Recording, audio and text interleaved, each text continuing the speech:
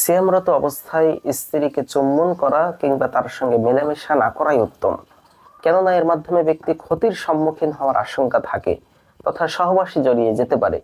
আবু দাউদের 2387 নম্বর হাদিসে এসেছে, এক ব্যক্তি নবী করিম সাল্লাল্লাহু আলাইহি ইসলামের কাছে এসে সিয়ামরত অবস্থায় স্ত্রীর সঙ্গে মেলামেশার ব্যাপারে অনুমতি চাইলেন।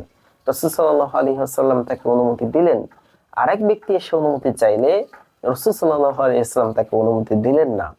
যাকে তিনি অনুমতি দিয়েছিলেন তিনি ছিলেন এক বৃদ্ধ লোক, আর যাকে তিনি অনুমতি দেননি সে ছিল এক যুবক।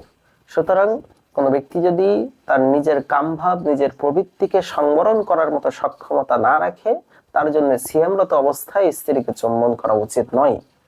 আর কোনো ব্যক্তি যদি এরকম সক্ষমতা রাখে এবং সে যদি স্ত্রীকে চুম্বন করে তাহলে করতে পারে, এর দ্বারা তার সিয়াম ভঙ্গ হবে না। সহিহ মুসলিমের 1106 নম্বর হাদিসে এসেছে, কব্বালা নবী সাল্লাল্লাহু আলাইহি ওয়াসাল্লাম বা'দা আসওয়াজিহি ওয়া হুয়া সাইম।